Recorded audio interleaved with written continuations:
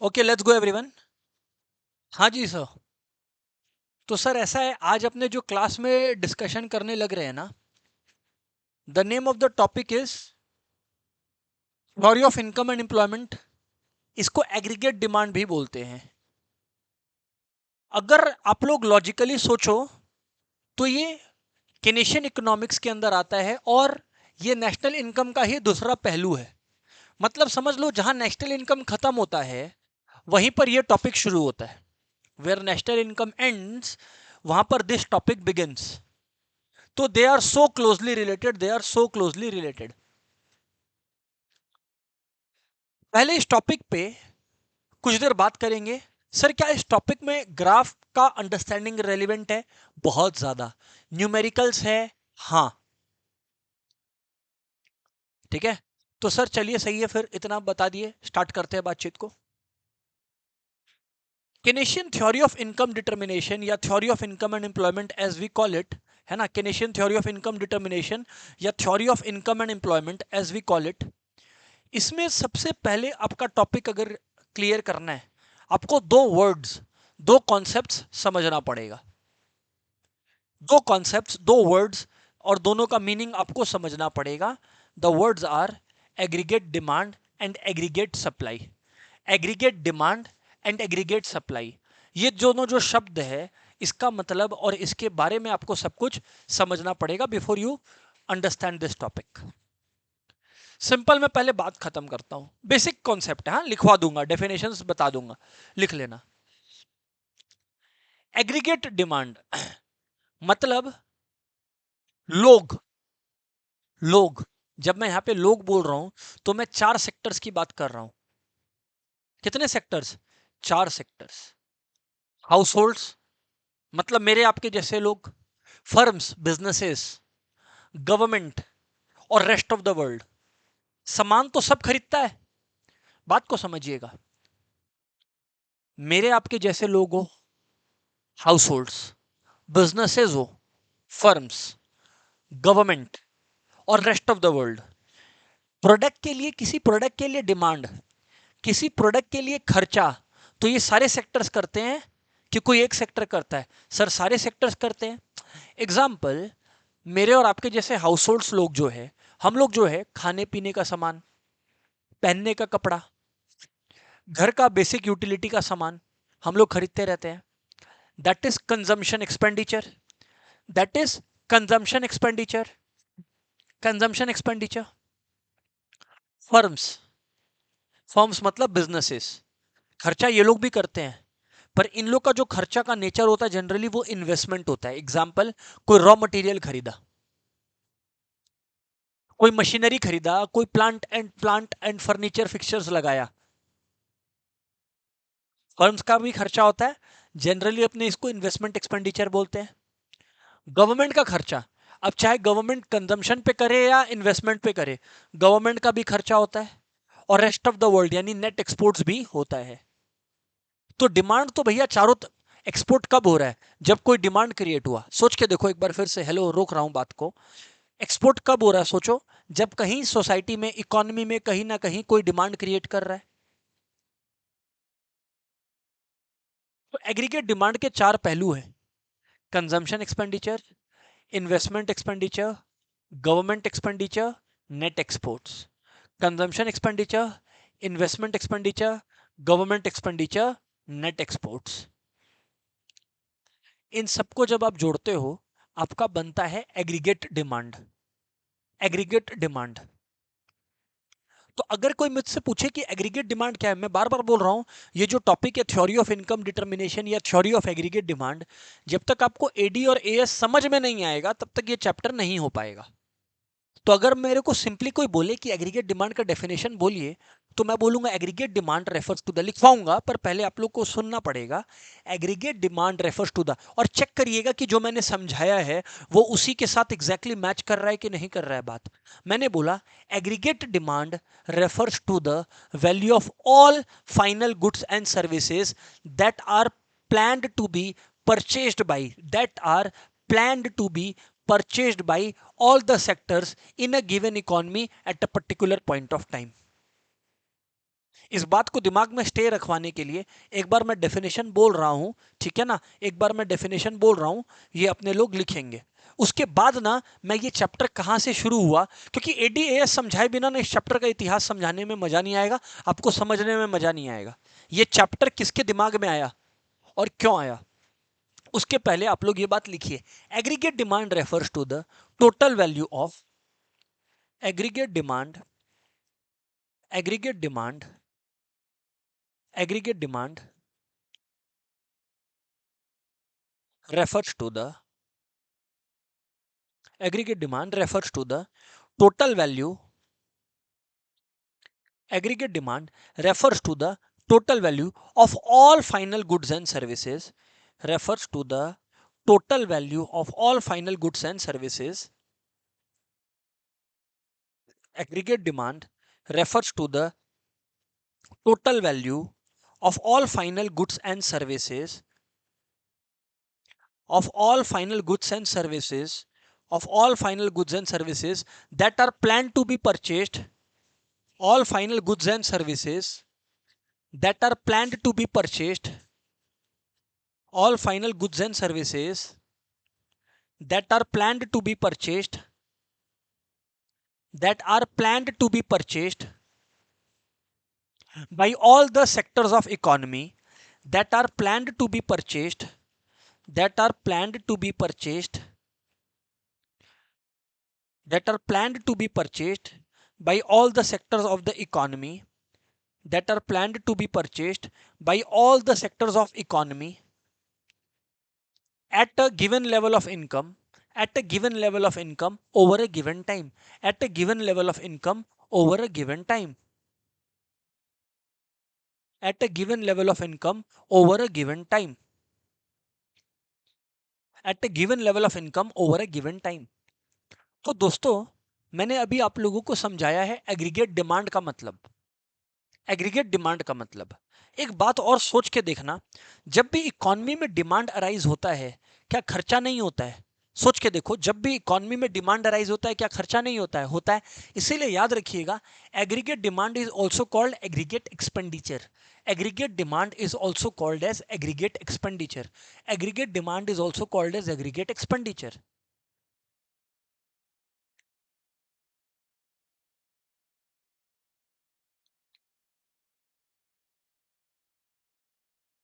अगर एक बार अपने लोग मतलब को समझे, मैं पहले डेफिनेशन और कॉन्सेप्ट को फिर से बोलता हूं, उसके बाद अपने लोग आगे बात करेंगे, है ना।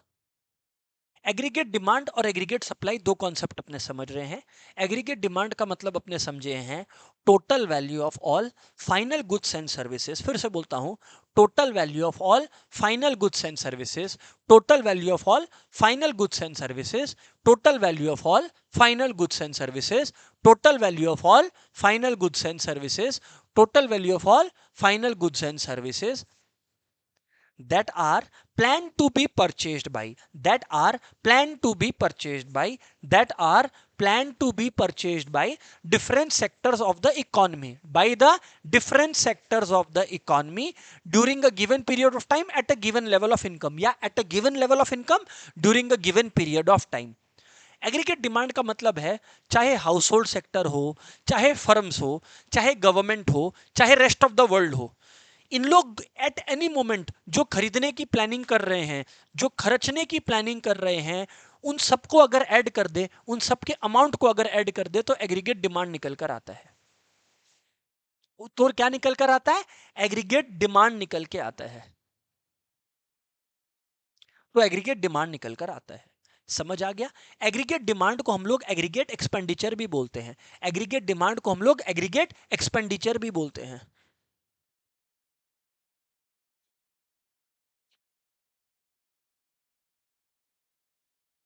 अब समझिएगा दोस्तों बात को। दोस्तों मैंने आप लोगों को कहा कि इकोनॉमी में, हेलो एवरीबॉडी, मैंने आप लोगों को कहा कि इकोनॉमी में चार सेक्टर है। Household firms government rest of the world, household firms government rest of the world, household firms government rest of the world, household firms government rest of the world. तो आप लोग अब बात को समझते चलिए। एग्रीगेट डिमांड में सबसे पहला कंपोनेंट है कंजम्पशन एक्सपेंडिचर, जो हाउसहोल्ड्स कर रहे हैं। इन्वेस्टमेंट एक्सपेंडिचर, जो फर्म्स जनरली कर रहे हैं, हाउस होल्ड भी इन्वेस्टमेंट करते हैं, ये हम लोगों ने नेशनल इनकम के एक्सपेंडिचर मेथड में सीख रखा है। गवर्नमेंट एक्सपेंडिचर और साथ साथ में एक्सपोर्ट्स माइनस इंपोर्ट्स यानी नेट एक्सपोर्ट्स। तो अगर एग्जाम में अपने से कोई समझता है कि भैया एडी के कितने कंपोनेंट्स होते हैं, तो 4 कंपोनेंट्स होते हैं, consumption expenditure, investment expenditure, government expenditure and net exports. AD equals to C plus I plus G plus X minus M.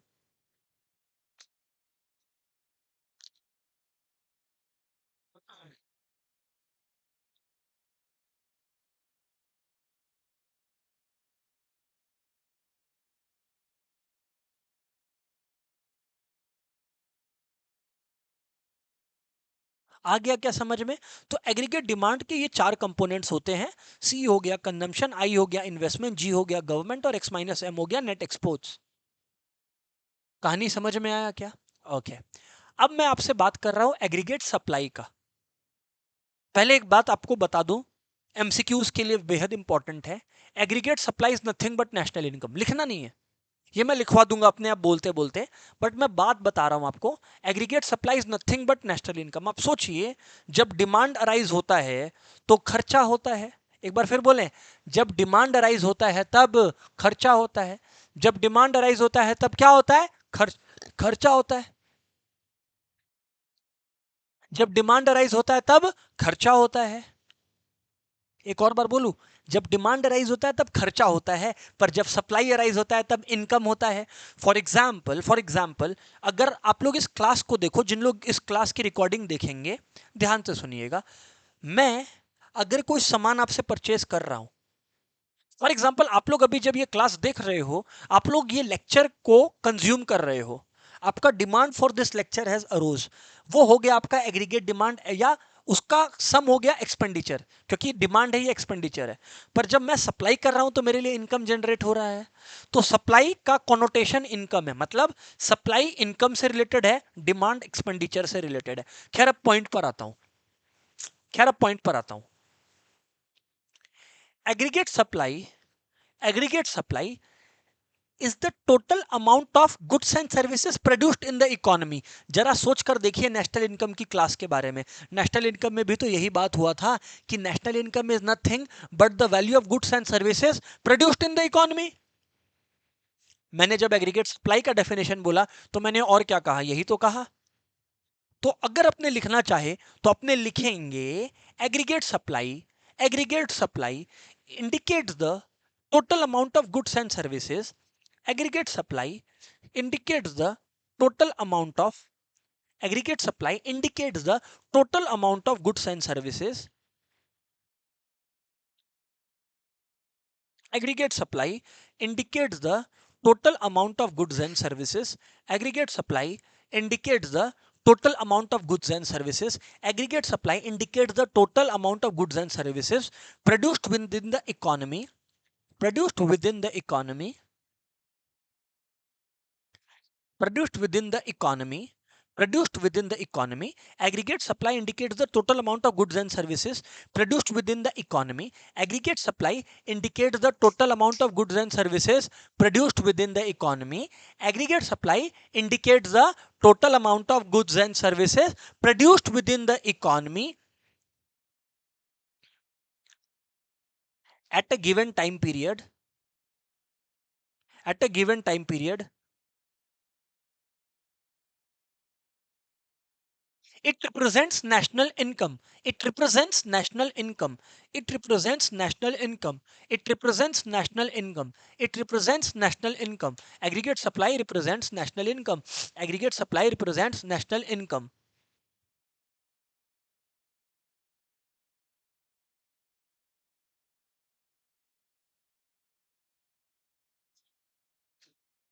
Aggregate supply represents, बोलो, नेशनल इनकम।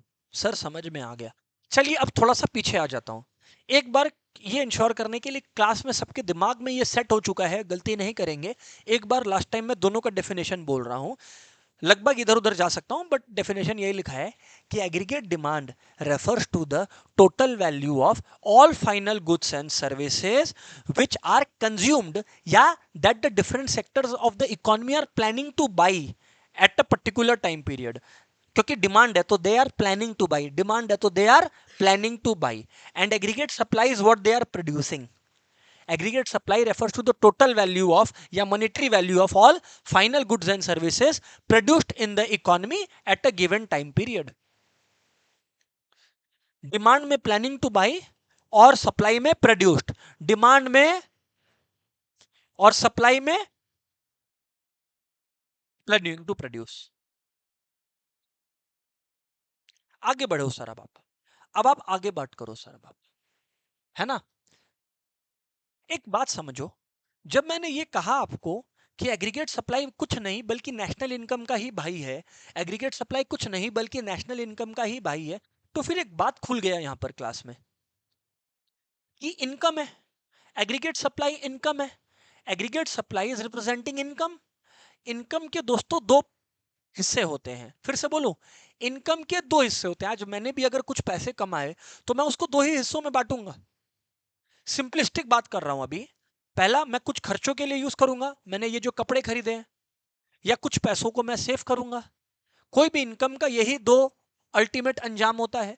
तो डियर स्टूडेंट्स, एग्रीगेट सप्लाई या national income, हाँ, aggregate supply को हम लोग Y से, national income को हम लोग वाई से रिप्रेजेंट करेंगे, नेशनल इनकम को हम लोग वाई से रिप्रेजेंट करेंगे, और वो होता है कंजम्पशन प्लस सेविंग्स।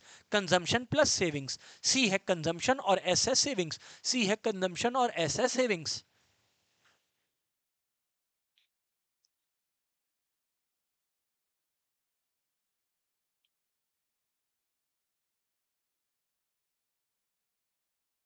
अब समझिएगा बात को, इस चैप्टर का, क्योंकि हम लोग एमसीक्यू पॉइंट ऑफ व्यू से अब समझने वाले हैं, तो बात को सुनना। एमसीक्यू पॉइंट ऑफ व्यू से क्वेश्चन आ सकता है, ये जो एग्रीगेट डिमांड, एग्रीगेट सप्लाई या theory of income and employment है, ये किस इकोनॉमिस्ट का आइडिया था? अपने भूलेंगे नहीं, नाम है भैया John Maynard Keynes, John Maynard Keynes. और किस बुक में उन्होंने इस कॉन्सेप्ट का जिक्र किया था और किस कॉन्टेक्स्ट में किया था? कॉन्टेक्स्ट का स्टोरी मैं बता दूंगा। कॉन्टेक्स्ट का स्टोरी है ग्रेट डिप्रेशन। कब केन्स ने ये कॉन्सेप्ट को समझा मैक्रो का, ये मैं भी समझाऊंगा आपको, बट उससे पहले ये जो theory of income and employment है, ये जॉन मेनार्ड केन्स का आइडिया है ना। और ये इन्होंने लिखा था अपने बुक में the general theory of employment interest and money, published in 1936। तो आप लोग लिख देना, कॉन्सेप्ट पायनियर्ड बाई, लिख लो, concept was pioneered by, concept was pioneered by, concept was pioneered by, फिर मैं पीछे चलूंगा, इतिहास में चलूंगा। John Maynard Keynes in his masterpiece, in his book The General Theory of Employment Interest and Money, The General Theory of Employment Interest and Money, published in 1936.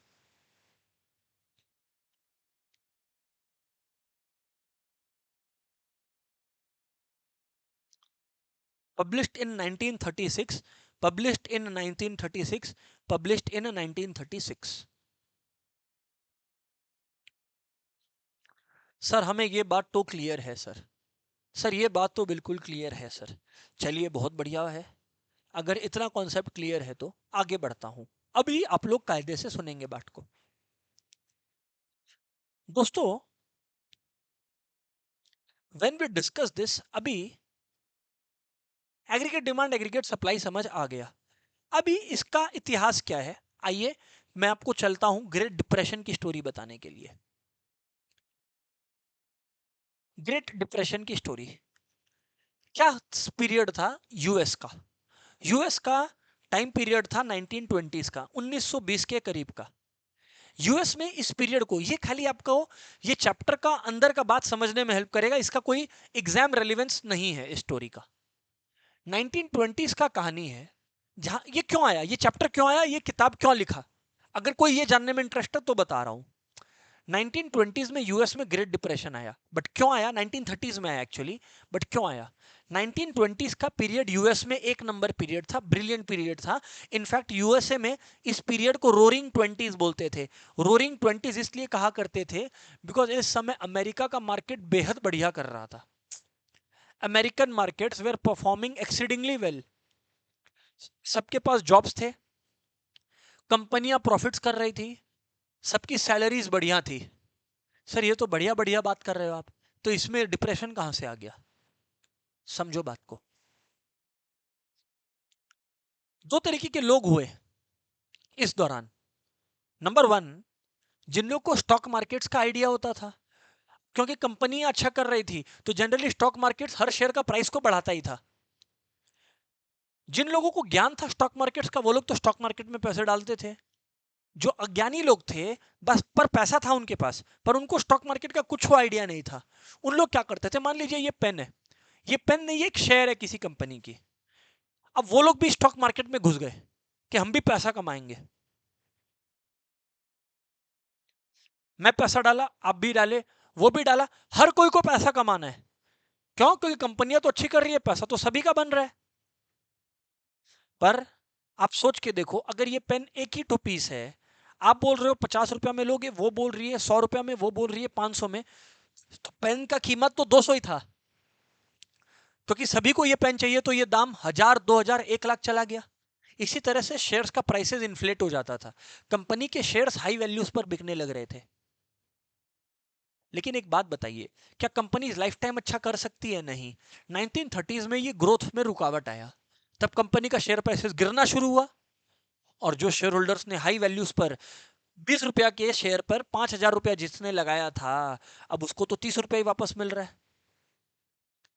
5000 लगाया था, 30 रुपया वापस मिल रहा है, वो तो लूजर हो गया मार्केट में। और धड़ाक से सारे के सारे लोग यूएस में, सारे के सारे मतलब मेजोरिटी के मेजोरिटी लोग यूएस में लोन में और बैंकरप्ट हो गए। इस कहानी का नाम है ग्रेट डिप्रेशन। केन्स ने क्या नोटिस किया, अब आप इंटरेस्टिंगली समझो। यूएस में ग्रेट डिप्रेशन की वजह से यूएसए जर्मनी की मदद करता था उस समय, आप लोग को पता होगा। जर्मनी फर्स्ट वर्ल्ड वॉर से अभी उभर रहा था, जर्मनी को भी यूएस सपोर्ट नहीं कर पा रहा था, बाकी कंट्रीज में भी यूएस के ग्रेट डिप्रेशन का इंपैक्ट देखने को मिला। इसका मतलब केन्स को यह समझ आ गया कि एक अच्छी इकोनॉमी में कुछ भी होता है तो वो उस इकोनॉमी तक रेस्ट्रिक्ट नहीं रहता है, उस इकोनॉमी के हर इंसान को अफेक्ट करेगा, प्लस बाकी कंट्रीज को अफेक्ट करेगा। तब कॉन्सेप्ट आया मैक्रो इकोनॉमिक्स का। तो ये आपने बेसिकली मैक्रो इकोनॉमिक्स ही कैसे आया दुनिया में वो समझ लिया। आगे बढ़ते हैं। अब मैंने अभी आप लोगों को दो टर्मिनोलॉजीज दी, क्या थे दो टर्म्स बताइए? एग्रीगेट डिमांड और एग्रीगेट सप्लाई। दोनों में एक बात कॉमन है, अगर आप as a student MCQ test कर रहे हो, आप खाली ये चेक करना, दोनों में लिखा रहेगा टोटल वैल्यू या फाइनल वैल्यू या aggregate value of all final goods and services, क्योंकि एग्रीगेट का कॉन्सेप्ट है। फिर देखना, एग्रीगेट डिमांड में रहेगा planning to buy, that all the sectors are planning to buy, और एग्रीगेट सप्लाई में that all the sectors are planning to produce at a given period of time. उसको हम लोग एग्रीगेट सप्लाई का नाम देते हैं, उस कॉन्सेप्ट को हम लोग एवरीवन एग्रीगेट सप्लाई का नाम देते हैं। सर हमें इतना बात तो क्लियर है। अभी अभी अब आप क्या बताने वाले हो? मैं एक बार रिकॉल करवाने वाला हूं एग्रीगेट डिमांड का फॉर्मूला। एग्रीगेट डिमांड का फॉर्मूला होता है C plus I plus G plus X minus M. C plus I plus G plus X minus M, net exports हो गया। और एग्रीगेट सप्लाई का अगर बात करूं तो वो होता है consumption plus savings, consumption plus savings. जी सर बात तो सही है।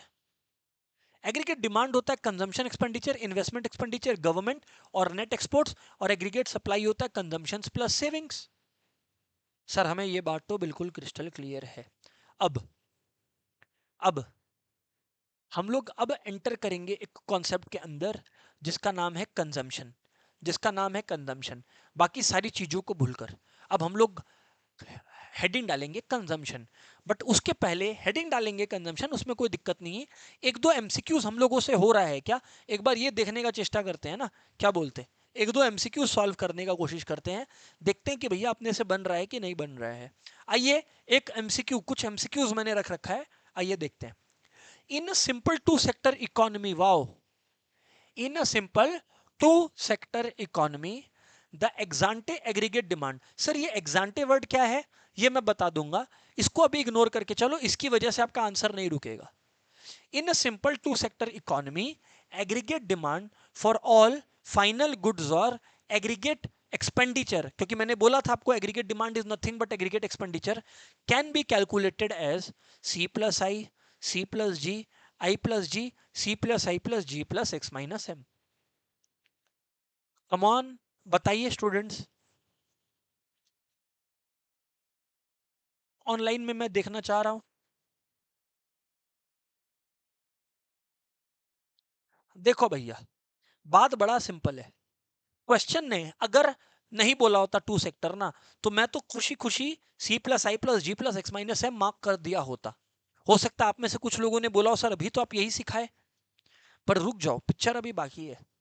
मैंने आपको क्या कहा, मैंने आपको बोला टू सेक्टर इकोनॉमी। आज अगर आप लोगों ने नेशनल इनकम का बेसिक कॉन्सेप्ट का क्लास भी किया है, तो अपने पढ़े हैं कि तीन तरीके की सेक्टर्स को हम लोग पढ़ते हैं। कितने तरीके की सेक्टर्स को पढ़ते हैं अपने? तीन तरीके की सेक्टर्स को पढ़ते हैं। याद रखना, वन सेक्टर बोल के कुछ नहीं होता है।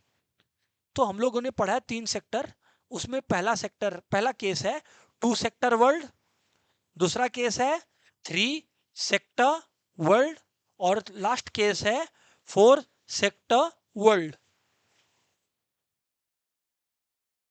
अगर हम लोग बात करें टू सेक्टर वर्ल्ड के बारे में, टू सेक्टर वर्ल्ड के अंदर दो तरीके के लोग होते हैं। टू सेक्टर वर्ल्ड में दो तरीके के लोग होते हैं, बता देता हूं, हाउस होल्ड्स और फर्म्स। तो दोस्तों हाउस होल्ड का खर्चा क्या होता है? Consumption expenditure. और फर्म्स का खर्चा क्या होता है? Investment expenditure. इसीलिए इस क्वेश्चन में सही जवाब है A D equals to C plus I. मान ले, मान लीजिए आप लोग, अगर यही सवाल हमसे थ्री सेक्टर का पूछा होता, तो हमारा आंसर होता, देखिए गवर्नमेंट को भी फिर हम लोग पिक्चर में ले आते। तो अगर थ्री सेक्टर वर्ल्ड होता तो मेरा आंसर होता A D is equals to C plus I plus G. और फोर सेक्टर होता तो ये फिर अपना आंसर होता A D equal to C plus I plus G plus X minus M. आइए और क्वेश्चन कुछ बन रहा है क्या अपने से, देखते हैं ना।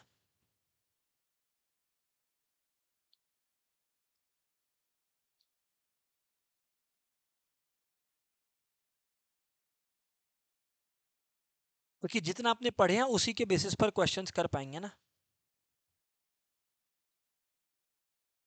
ठीक है, अभी अभी एक कॉन्सेप्ट को समझाता हूं जो इसी क्वेश्चन में आया था, जिससे एक और कॉन्सेप्ट आप लोगों का क्लियर हो जाए। एग्जांटे, हालांकि मैं आपको ये लिखवा दूंगा, बट अभी for the sake of discussion मैं खाली बता के छोड़ रहा हूं। दो वर्ड्स है, वो समझ लेना है ना, ये लिखवाया जाएगा, कुछ भी छोड़ा नहीं जाएगा, बात समझिए। दो वर्ड्स है, एग्जांटे और एक्सपोस्ट। एग्जांटे और एक्सपोस्ट, बात को समझिए। एग्जांटे और एक्सपोस्ट। एग्जांटे का मतलब होता है प्लान्ड, एग्जांटे का मतलब होता है प्लान्ड, और एक्सपोस्ट का मतलब होता है एक्चुअल। एग्जांटे का मतलब होता है प्लान्ड और एक्सपोस्ट का मतलब होता है एक्चुअल।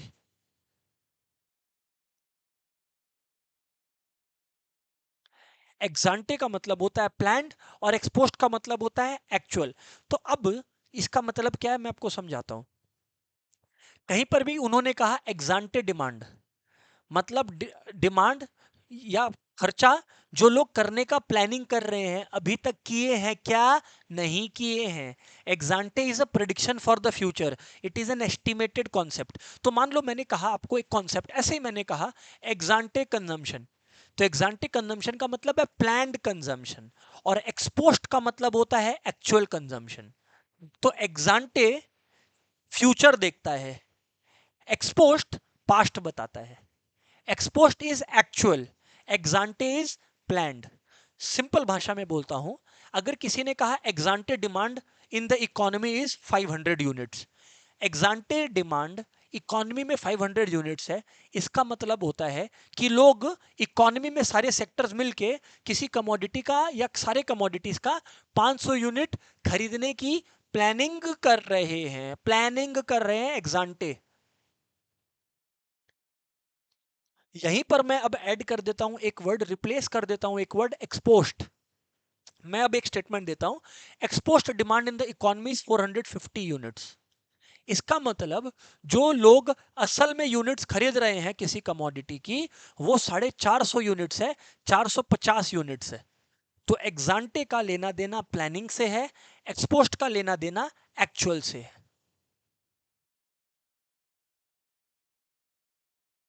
एग्जांटे का लेना देना प्लानिंग से है, एक्सपोस्ट का लेना देना एक्चुअल से। सर हमें इतना बात समझ आ गया, चलिए सर। सर आप लिखाए नहीं, ओके लिखा देंगे, अभी वेट करो, इसका काम अभी नहीं है। पॉइंट पर आते हैं। आप लोग अगर एग्रीगेट डिमांड के कॉन्सेप्ट को पढ़े हो तो एक वर्ड बार बार आ रहा था, सी plus I plus G plus X minus M है। एग्रीगेट सप्लाई में सी प्लस एस है। दोनों जगह कंजम्पशन एक्सपेंडिचर बार बार अपना माथा खा रहा था। तो आओ एक बार कंजम्पशन एक्सपेंडिचर को पूरा समझ लेते हैं, है ना, फिर कंजम्पशन फंक्शन अपने आप ही समझ आ जाएगा। देखिए, कंजम्पशन का मतलब सारे लोग को पता है, it is the expenditure, consumption expenditure is the expenditure that the different sectors of the economy spend for their daily requirements। ये डेफिनेशन वाइज उतना इंपॉर्टेंट है भी नहीं।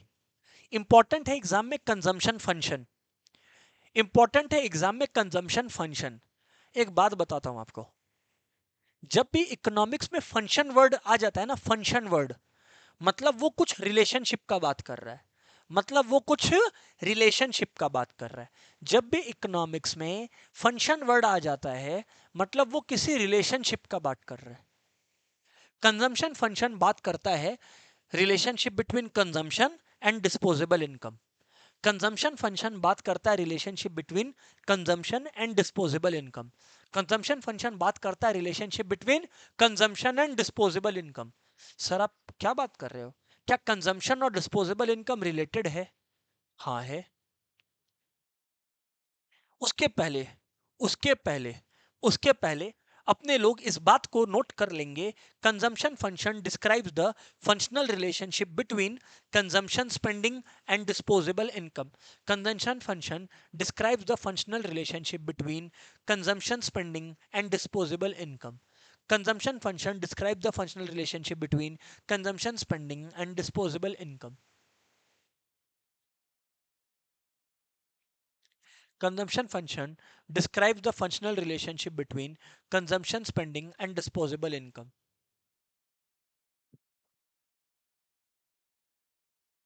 Consumption function describes the functional relationship between consumption spending and disposable income.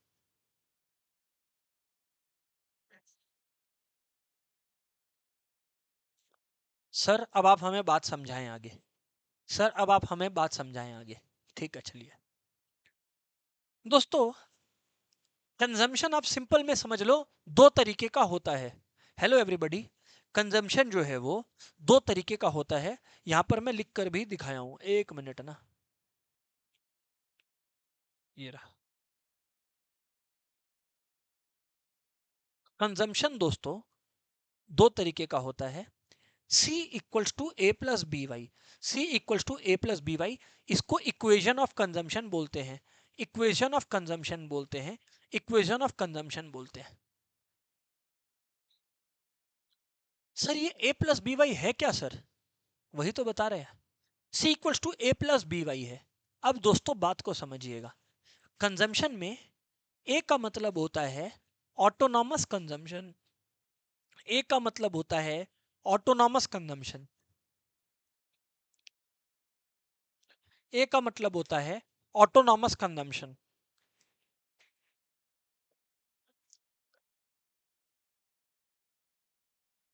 ए का मतलब होता है autonomous consumption और बी वाई का मतलब होता है sir induced consumption. C equals to A plus B Y, A का मतलब होता है ऑटोनॉमस कंजम्पशन और BY का मतलब होता है induced consumption.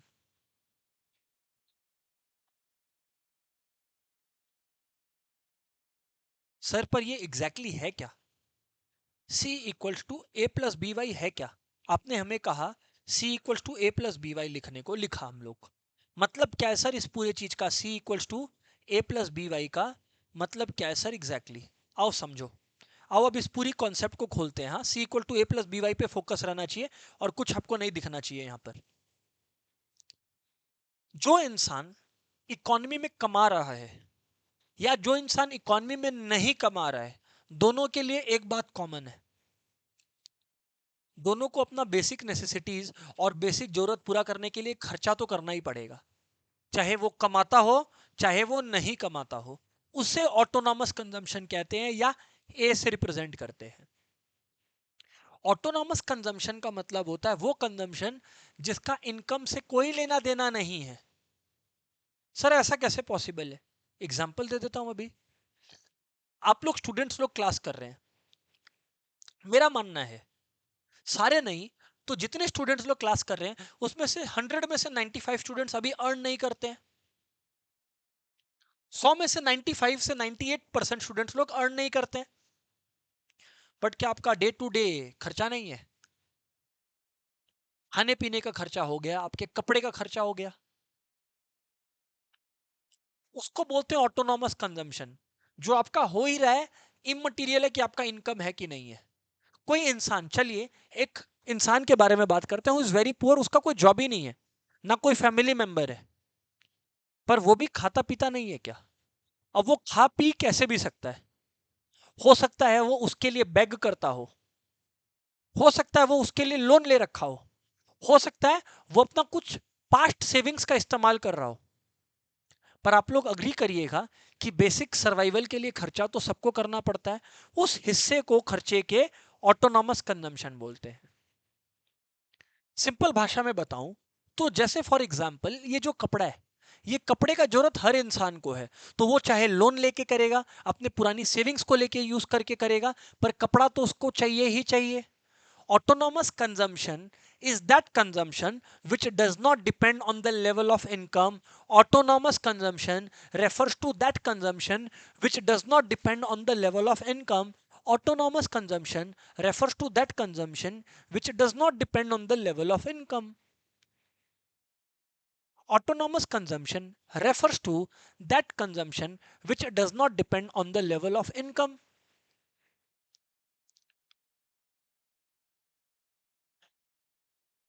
Autonomous consumption refers to that consumption which does not depend on the level of income. Which does not depend on the level of income. पर जरा आप लोग सोचते चलिए, मान लीजिए किसी इंडिविजुअल ने अपना बेसिक रोटी कपड़े का जरूरत को पूरा कर लिया। अब आप लोग सोच के देखिए कि अगर किसी इंडिविजुअल का इनकम अगर बढ़ते चला जा रहा है, किसी इंडिविजुअल का इनकम अगर बढ़ते चला जा रहा है, जरा खुद से पूछ कर देखिए, क्या इनकम बढ़ते जाने पर उसका कंजम्पशन भी बदलेगा, बढ़ेगा कि नहीं बढ़ेगा? सर बढ़ेगा। सर एग्जाम्पल तो हम लोग तो नहीं समझ रहे हैं इस बात को, ठीक है चलो। मान लीजिए पहले इंडिविजुअल क्या होता था, 3 टाइम खाना खा लेता था, वही रोटी, और बेसिकली बेचारे के पास सब्जी का पैसा नहीं था तो चाय चाय के साथ रोटी चाय खा लेता था। हर टाइम, तीनों टाइम, रोज के रोज खाता था। ये मैंने इसलिए कह दिया रोज के रोज खाता था कि कोई बोले कि हम भी रोटी चाय खा के आए सर, हमको आप इनडायरेक्टली गरीब बुलाएं क्या? नहीं नहीं नहीं, ऐसा नहीं किया। हम बोला कि 3 टाइम रोज के रोज कर रहा है, अगर आप वो कर रहे हो तो हाँ आपको भी बुलाया गरीब। Now what I am trying to say is now what I am trying to say is कि अब सोच के देखो, अगर उस इंडिविजुअल का इनकम लेवल बढ़ गया, अगर उस इंडिविजुअल का इनकम लेवल बढ़ गया, सोच के देखना, अगर उस इंडिविजुअल का इनकम लेवल बढ़ गया तो क्या वो चाय की जगह सब्जी नहीं लेगा क्या? थोड़ा और इनकम बढ़ गया तो वो रोटी सब्जी के साथ सलाद नहीं लेगा क्या? उसके बाद क्या डेजर्ट नहीं लेगा क्या? थोड़ा और इनकम बढ़ गया तो वो जो आजकल अपने सोचते हैं कि रोटी हेल्दी नहीं है, उसकी जगह वो कोई और अल्टरनेटिव, हेल्दियर अल्टरनेटिव नहीं लेगा क्या? बोलने का क्या मतलब है कि जब इनकम बढ़ता है तब इंडिविजुअल का खर्चा साथ साथ बढ़ता है। सेम रेट से बढ़ता है ये मैंने नहीं बोला। फॉर एग्जाम्पल मैंने एक्स्ट्रा 1,000 रुपया कमा लिया, तो मैं ये कभी नहीं बोल रहा कि मैंने एक्स्ट्रा 1,000 कमाया तो मैं एक्स्ट्रा 1,000 मेरा खर्चा भी 1,000 से बढ़ जाएगा, मैंने ये नहीं बोला। मैंने कहा खर्चा बढ़ जाएगा। Exactly that is induced consumption.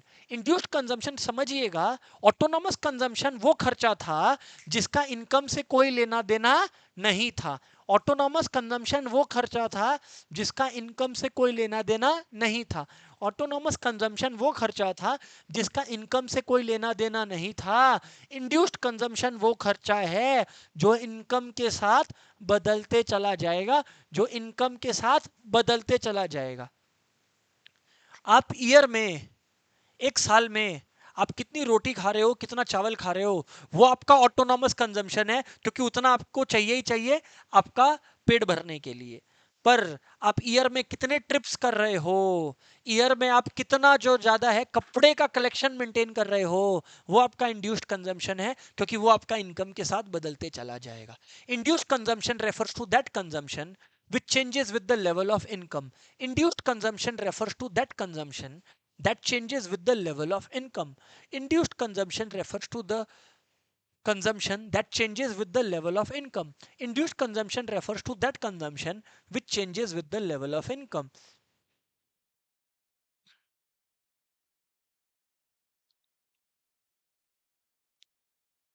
दोस्तों, ऑटोनॉमस कंजम्पशन इनकम लेवल्स पर निर्भर नहीं करता। इंड्यूस्ड कंजम्पशन इनकम लेवल के साथ बदलते चला जाता है।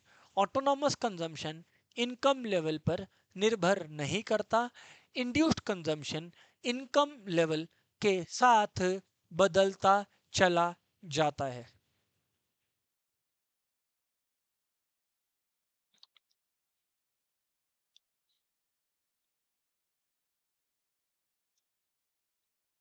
सर ए का मतलब ऑटोनॉमस कंजम्पशन होता है, ये हमें समझ में आ गया, इसमें हमें कोई दो राय नहीं है। ये बी वाई क्या है? इंड्यूस्ड कंजम्पशन है। पर सर आपने ना हमें बी समझाया ना वाई समझाया।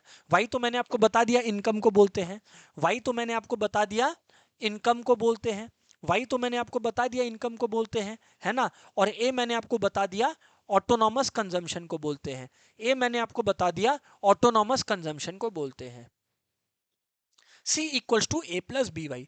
पर सर सच बताओ, आपने बी अभी तक नहीं बताया, बी आपने नहीं बताया। एग्जैक्टली वही अब हमारा नेक्स्ट कॉन्सेप्ट है।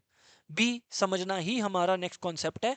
ये रहा marginal propensity to consume, marginal propensity to save, average propensity to consume, average propensity to save. उसके पहले आप लोग देख लो ऑटोनॉमस कंजम्पशन एक्सपेंडिचर के बारे में जो भी लिखवाया था, ये चेक कर लो। Autonomous expenditure is the minimum expenditure to sustain life irrespective of the size of income. Income पे निर्भर नहीं करता। Thus it is income inelastic, ये बात अपने लोग लिख लेंगे। Autonomous consumption expenditure is income inelastic. क्यों? क्योंकि ये इनकम के साथ बदलता नहीं है, क्योंकि ये इनकम के साथ बदलता नहीं है, इसीलिए autonomous consumption expenditure is income in elastic.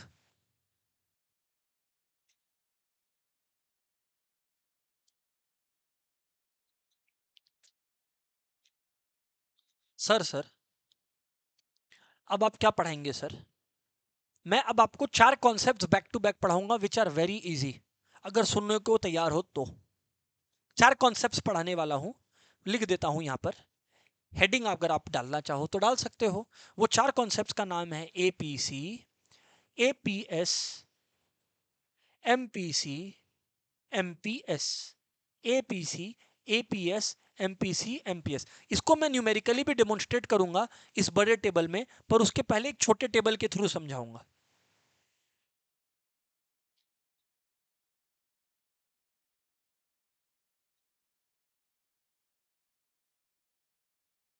देखिए बात को समझिए, पहले एवरेज कॉन्सेप्ट को समझ लेते हैं, ठीक है ना। इधर आइए, एवरेज कॉन्सेप्ट को समझ लेते हैं, ठीक है। एक इंडिविजुअल का इनकम है ना, मैं जानबूझ के सिंपल एग्जांपल ले रहा हूं, है ना। एक इंडिविजुअल का इनकम है मान लीजिए 3,000 रुपए, ठीक है। ऊपर का एग्जांपल जानबूझ के नहीं लिया, यहाँ पे सुनो। एक इंडिविजुअल का इनकम मान लीजिए 3,000 रुपए है, जो कि आपको अपने स्क्रीन पर इजीली दिख रहा है। एक इंडिविजुअल का इनकम है 3,000 रुपया। मान लेते हैं वो उस 3,000 रुपया का जो इनकम करता है उसमें वो 2,750 रुपए खर्चा कर देता है।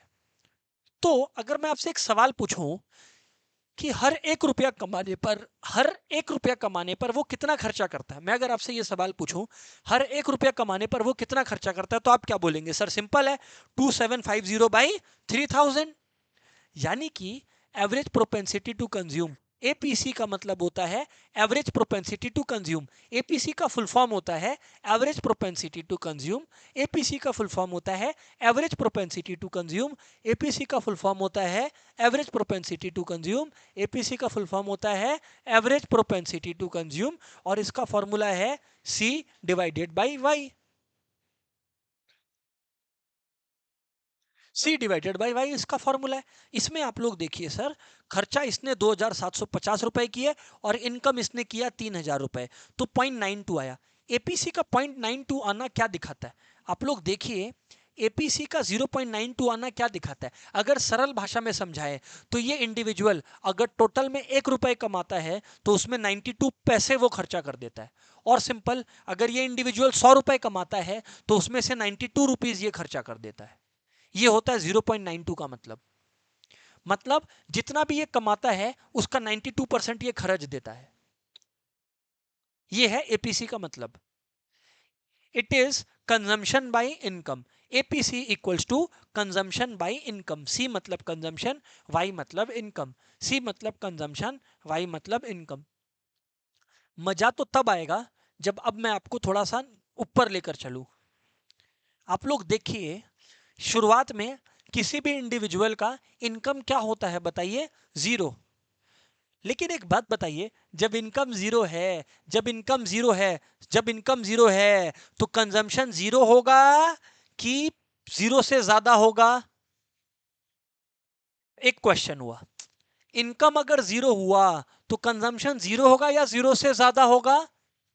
जीरो से ज्यादा होगा। सारे स्टूडेंट्स ऑफलाइन में बोल रहे हैं। तो ऑनलाइन स्टूडेंट से एक सवाल कर रहा हूं, जिन लोग रिकॉर्डिंग देख रहे हैं उनसे एक सवाल कर रहा हूं। जो रिकॉर्डिंग देख रहे हैं वो रुक के एक बार सोचना, ये जो क्वेश्चन मैं पूछ रहा हूं कि ऐसे कंजम्पशन को हम लोग क्या बोलते हैं?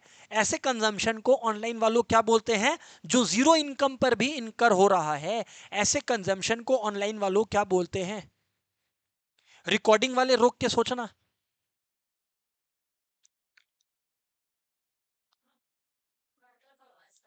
ऑटोनॉमस कंजम्पशन बोलते हैं।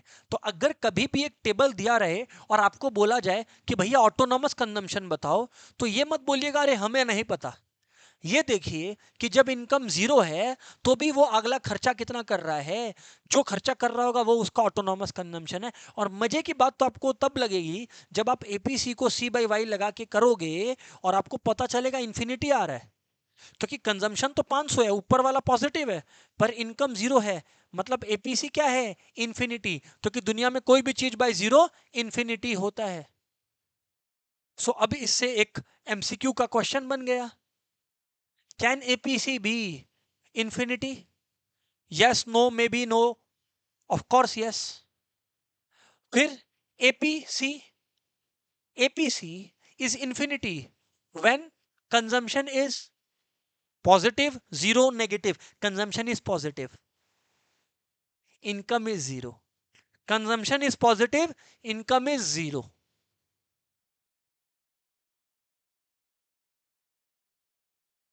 Can consumption be negative? Yes, no, maybe, पता नहीं। कंजम्पशन नेगेटिव नहीं हो सकता। कंजम्पशन नेगेटिव कैसे होगा? कंजम्पशन नेगेटिव होने का मतलब है हम लोग उस इंडिविजुअल के इंटेस्टाइन में घुस के खाना निकाल लिए। क्या ये पॉसिबल है? नहीं है प्रैक्टिकली। तो इसका मतलब है consumption can not be negative, it is always positive. ठीक है। सवाल है, सर एपीसी क्या नेगेटिव हो सकता है? सर ये सवाल है कि क्या एपीसी नेगेटिव हो सकता है? सर एक सवाल आया है, सर क्या एपीसी नेगेटिव हो सकता है? मेरा जवाब है, आप लोग अगर एपीसी को नेगेटिव करना चाहते हैं, एक सिंपल सा सवाल है मेरा, एपीसी क्या होता है? सी बाई वाई। इसीलिए तो मैंने पूछा क्या कंजम्पशन नेगेटिव हो सकता है?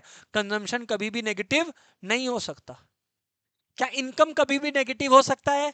इनकम कभी भी नेगेटिव नहीं हो सकता। लॉसेस वाला जो केस है वो एग्रीगेट में नहीं आता है। आप बोल सकते हो सर एक बिजनेसमैन जो बिजनेस कर रहा है उसका तो लॉस हो सकता है, पर आप भूल गए हो हम लोग मैक्रो पढ़ रहे हैं, हम लोग एग्रीगेट लेवल पर बात कर रहे हैं। तो खैर जो भी है, अभी उस नेगेटिव कॉन्सेप्ट को हटाएंगे। समझ आ गया? और एक और बात मैं अभी बोल दूंगा जिससे ये बात क्लियर हो जाएगा।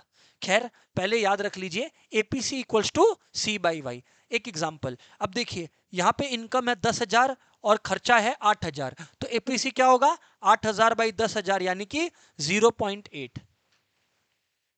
अब मैं आपको एपीएस समझा दिया। अगर एपीसी, मैंने अभी आपको एपीसी समझाया, एपीसी अगर एवरेज प्रोपेंसिटी टू कंज्यूम है तो एपीएस होगा एवरेज प्रोपेंसिटी टू।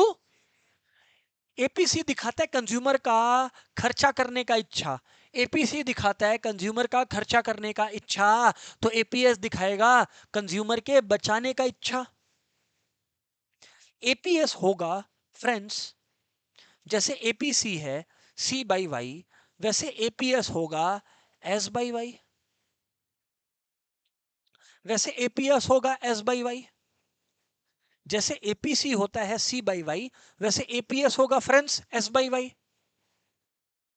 जैसे एपीसी होता है सी बाई वाई, एपीएस होगा एस बाई वाई। एपीसी होता है सी बाई वाई, एपीएस होगा एस बाई वाई। एक और बात बताता हूं आपको। तो एपीएस समझ आ गया आप लोगों को एस बाई वाई? सर इस क्वेश्चन में एपीएस नहीं निकाला हुआ है। अरे भाई क्योंकि हम लोगों को निकालने को बोला गया, क्योंकि हम लोगों को निकालने को बोला गया। मैं क्या करता हूं ना, मैं एक सेविंग्स का कॉलम बनाता हूं यहाँ पर, ठीक है ना, फिर एपीएस अपने निकाल लेंगे, है ना। सेविंग्स का कॉलम यहाँ पे बनाते हैं ना, जगह इधर ज्यादा है, एक सेकंड ना।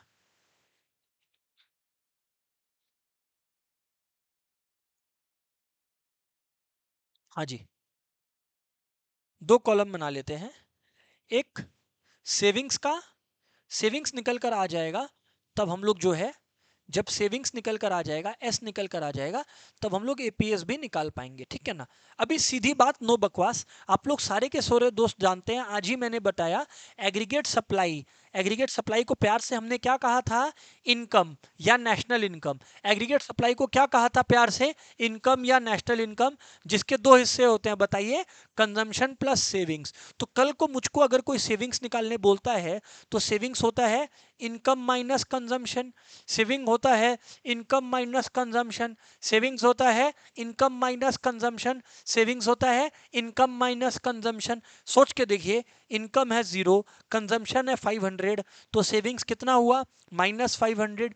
इनकम है 1000, कंजम्पशन है 1250, तो सेविंग्स कितना हुआ?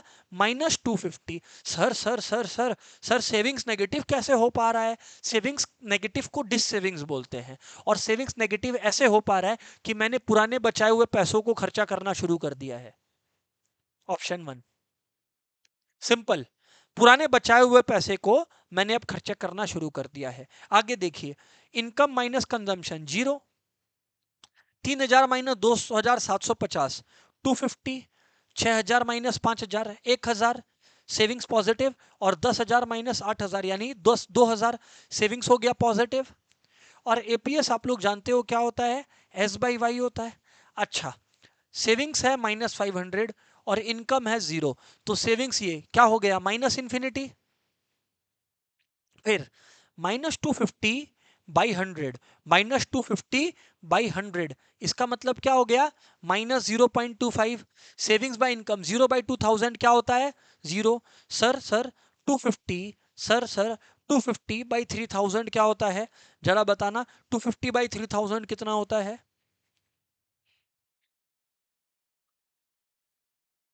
250/3000 0.083 होता है।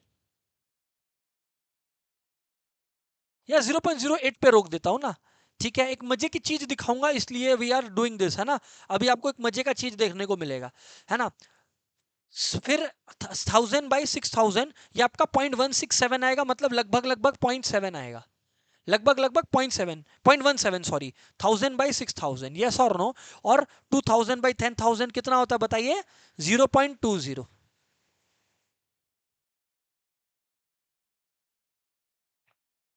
एक बात जरा देखिएगा, पहला लेवल को एक बार एक्सक्लूड करना, बट अब एक मजेदार चीज देखना आप लोग। एपीएस कैसे निकाला बाय द वे?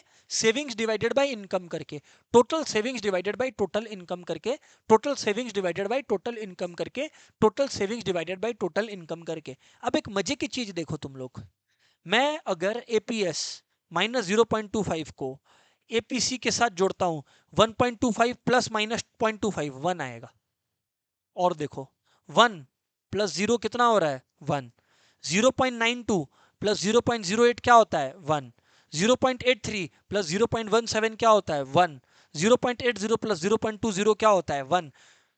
मतलब जिंदगी में एक बात और हमें समझ में आ गया सर, कि लिख लेंगे APC plus APS is equals to 1। APC plus APS equals to 1। आप में से कोई मुझको बोल सकता है कि ये तो लिखवाने के लिए ठीक है, बट प्रैक्टिकली आप ये बात कैसे प्रूफ कर सकता है? प्रूफ करने को मैं एक बार दिखा देता हूं, इस चीज का प्रूफ दिखा देता हूं, जिससे आपको अंदर का बात समझ में आए कि चल क्या रहा है इसका। इसके अंदर का बात बता देता हूं। देखिए बात अंदर में ऐसा चल रहा है, हेलो एवरीवन, बात क्या है अंदर में ये समझिएगा आप लोग। इनकम होता है कंजम्पशन प्लस सेविंग्स, है ना? इसको मैं डेरिवेशन भी बोल सकता हूं। इनकम होता है कंजम्पशन प्लस सेविंग्स। अगर इनकम होता है कंजम्पशन प्लस सेविंग्स, मैं करता हूं dividing both sides by income, dividing both sides by income, तो क्या आ जाता है बताओ? ये income by income equals to consumption by income plus savings by income. क्योंकि मैथ्स का रूल है, जो करो दोनों तरफ करो। इनकम बाय इनकम कितना होता है? 1। इनकम बाय इनकम कितना होता है? 1। कंजम्पशन बाय इनकम कितना होता है? एपीसी। कंजम्पशन बाय इनकम कितना होता है? एपीसी। और सेविंग्स बाय इनकम कितना होता है? ओ माय गॉड,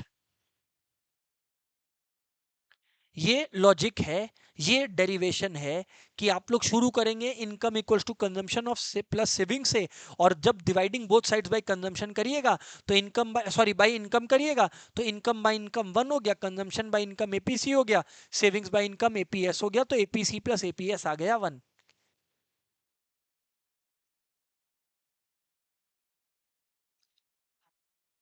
सर इतना हम लोगों ने नोट कर लिया है, इतना हम लोगों को सर समझ आ गया है, इतना हम लोगों ने नोट कर लिया है, इतना हम लोगों को समझ आ गया।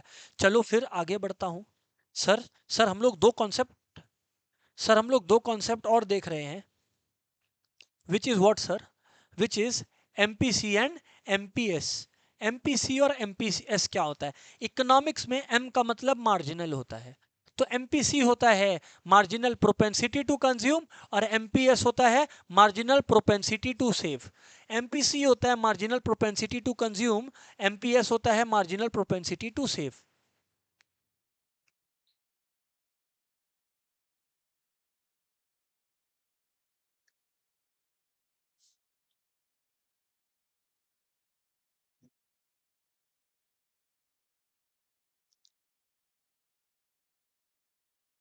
अभी सर ये एमपीसी और एमपीसी आखिरकार क्या है? जैसा कि आप लोग देख पा रहे हो दोस्तों, एमपीसी एमपीसी है change in consumption by change in income. Sir फिर से बोलो सर, समझ नहीं आया। एमपीसी है change in consumption by change in income. MPC है change in consumption by change in income. Sir हम लोग ना पता है इसको ना एपीसी से कंफ्यूज कर रहे हैं।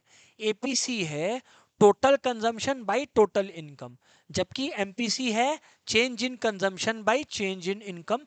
और इकोनॉमिक्स में अपने लोग याद रखेंगे, चेंज को अपने डेल्टा से रिप्रेजेंट करते हैं, ट्रायंगल से रिप्रेजेंट करते हैं।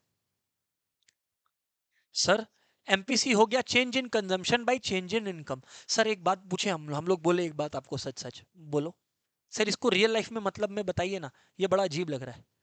लिख तो देगा बट अजीब लग रहा है, चलो बताता हूं। एमपीसी, ये देखो पहले एपीसी बोलता हूं फिर एमपीसी बोलूंगा, आप लोग फर्क पहचान के मुझको बताइएगा, आप लोग फर्क पहचान के मुझको बताइएगा।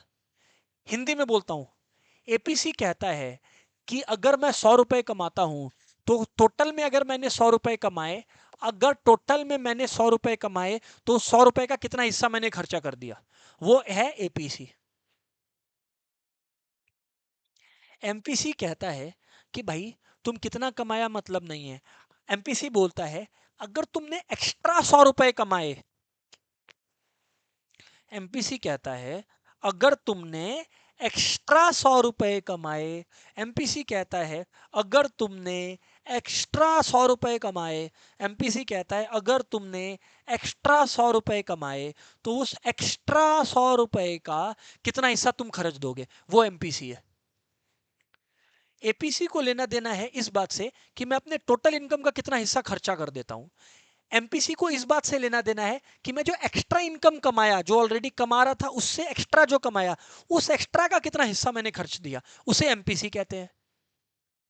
अब सर इसको थोड़ा प्रैक्टिकली डेमोन्स्ट्रेट कर दोगे तो और बढ़िया रहेगा। चलो आओ इधर पे देखो, इधर पे देखो, इधर पे देखो, है ना। और मुझको जवाब देना, हाँ आप लोग बोलना।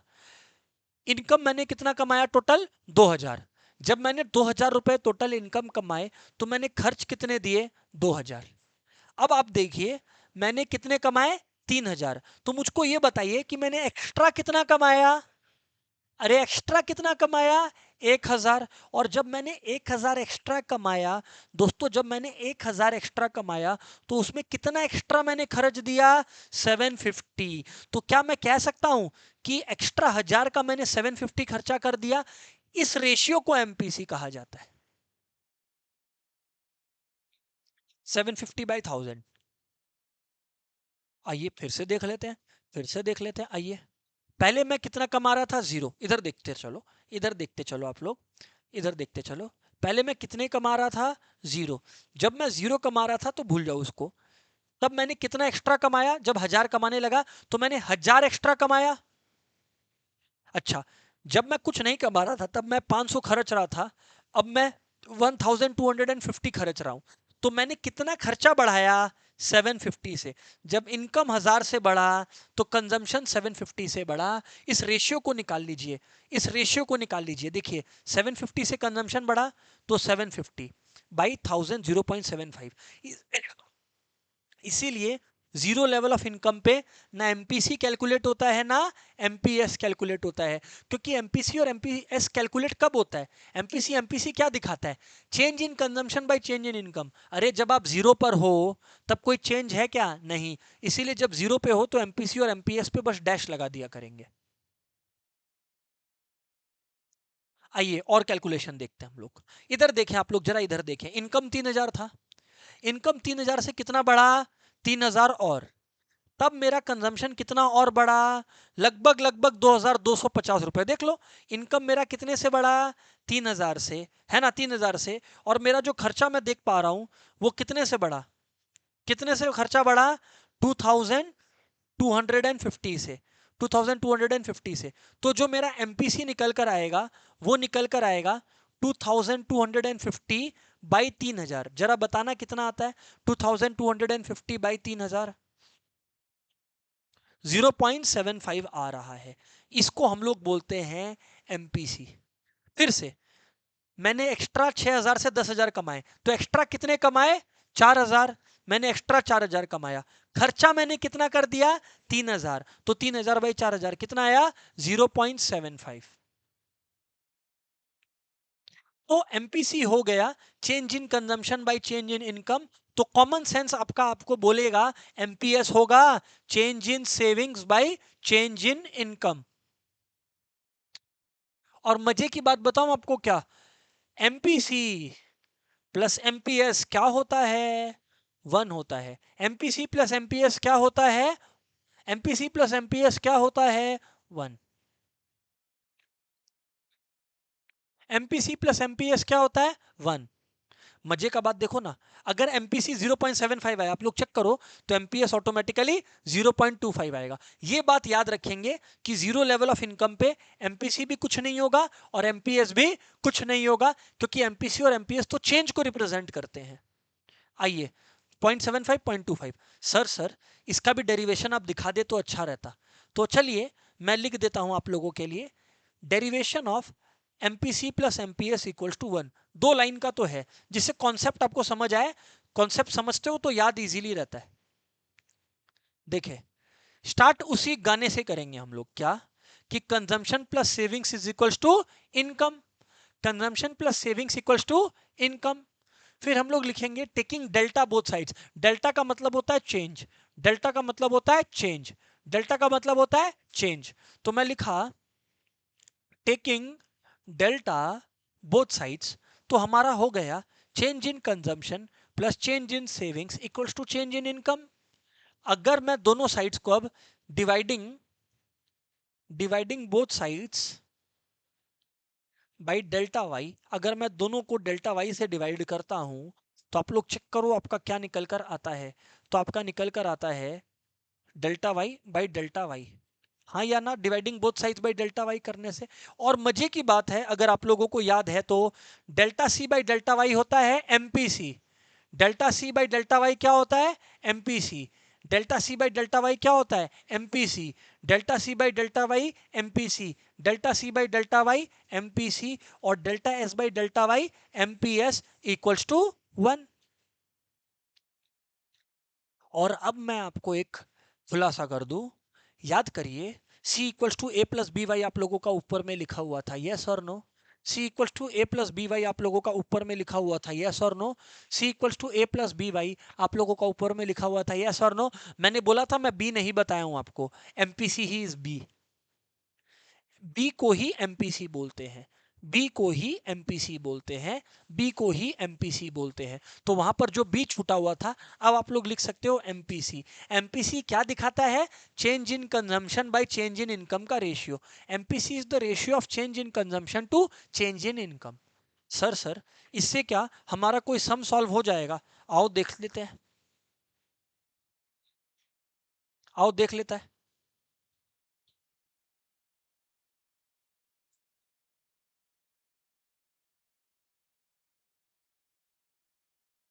आइए फ्रेंड्स देखते हैं अपने से सम हो रहा है क्या, अपने से न्यूमेरिकल्स हो रहा है क्या।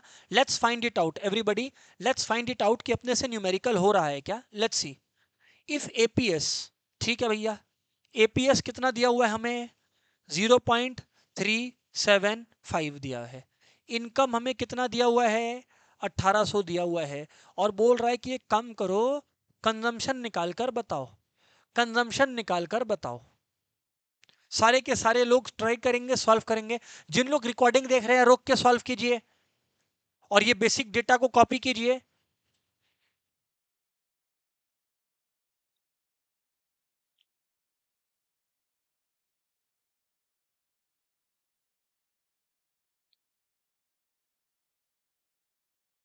तो अगर आप लोग देखोगे तो आपको समझ में आएगा, अगर आप लोग देखोगे आपको समझ आएगा कि भैया ऐसा है, एपीएस होता है सेविंग्स बाय, एपीएस निकाल, एपीएस दिया हुआ है, हाँ, savings by income, savings by income, savings by income. अच्छा, एपीएस मुझको कितना दिया हुआ है बताइए? 0.375। उसको मैंने पुट कर दिया यहां पर एपीएस की जगह पर। और कहां पुट करेंगे बताओ? सेविंग्स अपना एस है, सेविंग्स अपना एस है। मैं आपको अब ये कह रहा हूं, मैं आपको अब ये कहने लग रहा हूं, मैं आपको अब ये कहने लग रहा हूं कि एस बाई वाई है। वाई कितना है सर? 1800 है। तो ये देखिए मैंने इधर पे 1800 पुट कर दिया है। अब आप लोग जानते हो मैं नेक्स्ट स्टेप में क्या बोलने वाला हूं। ये 1800 0.375 से मल्टीप्लाई होगा, ये 1800 0.375 से मल्टीप्लाई होकर आपको एस की वैल्यू देगा। एस है 675। अगर आपने इसको मल्टीप्लाई किया तो यू विल फाइंड आउट 675। लेकिन सर यहाँ पे तो कंजम्पशन बोला गया था, यहाँ पे तो कंजम्पशन बोला गया था। सर कहीं जल्दी में अपने 675 ना मार्क कर दे। क्वेश्चन में क्या मांगा था? सी। क्वेश्चन में क्या मांगा था हमसे? सी मांगा था। क्वेश्चन में हमसे क्या मांगा गया था? सी मांगा गया था।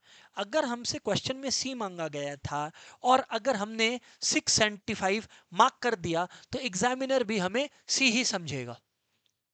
इसीलिए यहां पर ध्यान से सुनिएगा, यहां पर ध्यान से सुनिएगा। इनकम होता है कंजम्पशन प्लस सेविंग्स, इनकम होता है कंजम्पशन प्लस सेविंग्स। इनकम है 1800,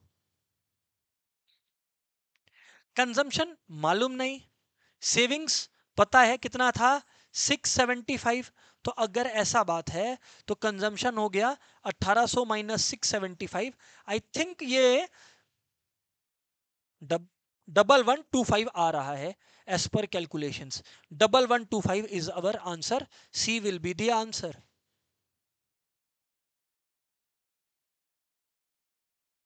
एमसीक्यू में है लगता है, रुपीस का साइन दिया है तो दिया है, ठीक है ना, बिल्कुल लगेगा। आगे बढ़ते हैं, चलिए चलिए, मिला तो एक और बढ़िया क्वेश्चन मिल गया। पहले ये वाला 241, फिर 244 करेंगे अपने। 241, मार्जिनल प्रोपेंसिटी टू कंज्यूम हम लोग अभी पढ़ के आए हैं, देखते हैं क्या होता है। क्या होता है? A change in spending due to change in income, a change in income that is saved after consumption, part of income that is spent on consumption, part of income that is not saved. Sir marginal है, marginal है, marginal जैसे ही दिखेगा दिमाग में change आएगा, और हम लोगों को पता है एमपीसी क्या था? Change in consumption by change in income, change in consumption by marginal propensity to consume क्या है? तो अगर मैं 1 रुपया एक्स्ट्रा कमाता हूं तो उसका कितना मैं एक्स्ट्रा खर्चा करता हूं, वो एमपीसी है। तो it is change in spending due to change in income. Sir ये वाला खर्चा बताइए, ये वाला खर्चा निकालने का तरीका बताइए। 244 में लास्ट क्वेश्चन है सर आज का। C इक्वल्स टू ये देखा दिखाया सा है क्या कुछ? ये जो इक्वेशन है कुछ नया है? C equals to A plus B Y है सर ये। ओ अच्छा, then an increase in disposable income, hello, then an increase in disposable income, then an increase in disposable income by rupees 100 will result in increase in consumption expenditure by। क्या प्यारा question है। Income कितने से बढ़ा? 100 से। Income कितने से बढ़ा? 100 से। क्वेश्चन पूछा है खर्चा कितने से बढ़ेगा?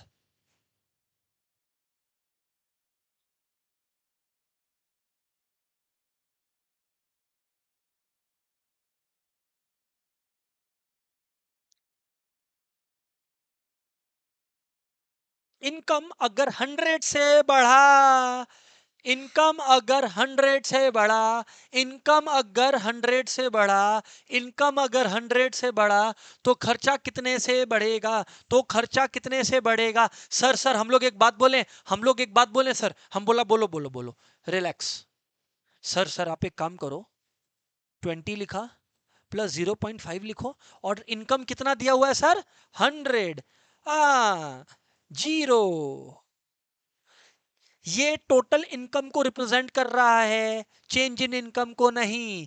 बेसिकली इन्होंने आपको 0.5 यानी एमपीसी का वैल्यू बता दिया है। C equals to A plus B Y में B होता है एमपीसी, तो Y के बाजू में ये जो है ये क्या है? एमपीसी है। एमपीसी दे दिया गया है। अरे एमपीसी क्या होता है? Change in consumption by change in income. ओहो, तो एमपीसी की वैल्यू क्या है? 0.5। चेंज इन कंजम्पशन नहीं मालूम, चेंज इन इनकम कितना है? 100 रुपीज। यहां लगाएंगे तो चेंज इन कंजम्पशन होगा 0.5 इंटू 100 यानी 50।